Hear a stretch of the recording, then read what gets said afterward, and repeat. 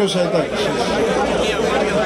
Συνάδελφοι, κυρίες και κύριοι, το πλάνο τους τελικά είναι οι φτωχοί φτωχότεροι και οι πλούσιοι πλουσιότεροι. Η σημερινή διαμαρτυρία μας τους στέλνει το μήνυμα: όχι στη σύγχρονη δουλεία. Η οργή μας ξεχυλίζει. Μας είπαν και πάλι ψέματα. Τα περίφημα προεκλογικά ισοδύναμα έγιναν μετεκλογικά έπαια απτερόεντα που μας οδηγούν σε νέο μεσαίωνα. Για άλλη μια φορά, υποσχόμενοι προεκλογικά τα πάντα στους πάντες, μας εξαπάτησαν και σήμερα ανερυθρίαστα εξακολουθούν να το κάνουν, χτυπώντας μας φιλικά στην πλάτη, διαβεβαιώνοντάς μας ότι αντιλαμβάνονται τις ανησυχίες αλλά και τα προβλήματά μας. Μέχρι σήμερα οι απαντήσεις τους για το τι σχεδιάζουν για εμάς χωρίς εμάς δίνονται εν είδη χρησμών, γεγονός που δείχνει τον πανικό στον οποίο βρίσκονται από τις αλλοπρόσαλες πολιτικές τους αλλά και από τις αντιδράσεις μας. Κάθε μέρα που περνά, με επιχειρήματα που δεν πείθουν κανένα, περνούν μέτρα που ρίχνουν την κοινωνία στον σύγχρονο και άδα. Οικονομικά, ασφαλιστικά, εργασιακά δικαιώματα, κατακτήσεις ετών διαλύονται. Υποκύπτουν χωρίς καμιά αντίσταση στις ορέξεις των αγορών, της Ευρωπαϊκής Ένωσης και του Δουνουτού.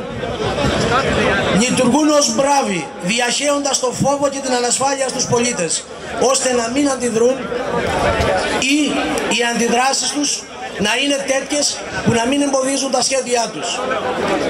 Επιχειρούν να μας πείσουν ότι ανθίστανται, ότι διαπραγματεύονται και οι όποιες αλλαγές επέρχονται αποτελούν εθνική πολιτική και μονόδρομο, εναρμονιζόμενοι με τα διεθνώς παραδεκτά. Ψεύδονται ασύστολα. Τελευταίο παράδειγμα, τα εργασιακά, που καμιά σχέση δεν έχουν με την ανάπτυξη της χώρας. Από την αρχή της κρίσης, εμείς οι ένστολοι έχουμε υποστεί τις μεγαλύτερες συγκριτικά με άλλους κλάδους εργαζομένων περικοπές. Και σήμερα καλούμαστε αδιαμαρτύρητα να αποδεχτούμε νέες μειώσεις που μας οδηγούν μαθηματικά στην εξαθλίωση. Δηλώνουμε προς πάσα κατεύθυνση ότι δεν θα γίνουμε τα εξηλαστήρια θύματα των επίδοξων σωτήρων μας. Οι απώλειες των αποδοχών μας ανέρχονται μέχρι σήμερα στο 35% μεσοσταθμικά, χωρίς να υπολογίζονται σε αυτές το πάγωμα των μισθολογικών οριμάνσεων, τα χαράτσια, η μείωση του αφορολόγητου και η ακρίβεια. Οι ένστολοι δεν ανήκουν σε καμιά κατηγορία ειδικών, άρα προνομιούχων μισθολογίων. Αμείβονται με πολύ χαμηλούς μισθούς, ενώ δεν αναγνωρίζεται η επικίνδυνοτητα της εργασίας τους. Εργάζονται σε ακατάστατα ωράρια, σε δύσκολες συνθήκες εργασίας, νυχθημερών, με απλήρωτη υπερεργασία. Ζούμε σε μια κοινωνία που στενάζει, αντιλαμβανόμαστε τα προβλήματα και δεν ζητούμε διακριτική προνομιακή μεταχείριση. Δίκαιη η απέτησή μας είναι η εξασφάλιση στοιχειώδους αξιοπρεπούς διαβίωσης, ώστε να μπορούμε να ανταποκρινόμαστε στα καθήκοντά μας.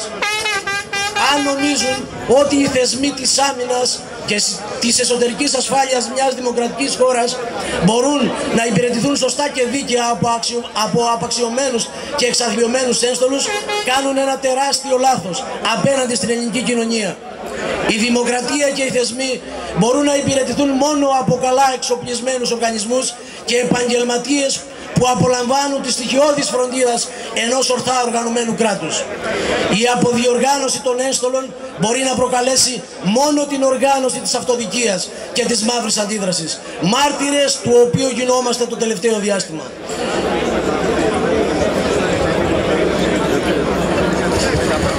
Συνάδελφοι, διακόπτω για να σας μεταφέρω μία νέα πληροφορία η οποία μόλις μου εδόθηκε. Στο Υπουργείο Ναυτιλίας έφτασε μόλις ο νέος προϋπολογισμός που προβλέπει σύμφωνα με τους υπηρεσιακούς παράγοντες μεσοσταθμικά μείωση 15%. Ας αναλάβουν λοιπόν τις ευθύνες τους, ας ανοίξουν τα αυτιά και τα μάτια τους, να ακούσουν και να δουν την πραγματικότητα. Οι πολιτικές τους καταστρέφουν τις ζωές μας. Η δική μας προσπάθεια αλλά και η απέτηση των πολιτών είναι η διατήρηση του υψηλού φρονήματος των ένστολων. Εμπρός λοιπόν, μαζικά, ενωτικά, δυναμικά, αγωνιστικά, να διεκδικήσουμε το δίκαιο μας, να σταθούμε εμπόδια στα σχέδιά τους, όχι άλλα ψέματα, όχι άλλη κοροϊδία. Οι μάσκες έπεσαν. Σας ευχαριστώ. Παρακαλούμε να πάρει το λόγο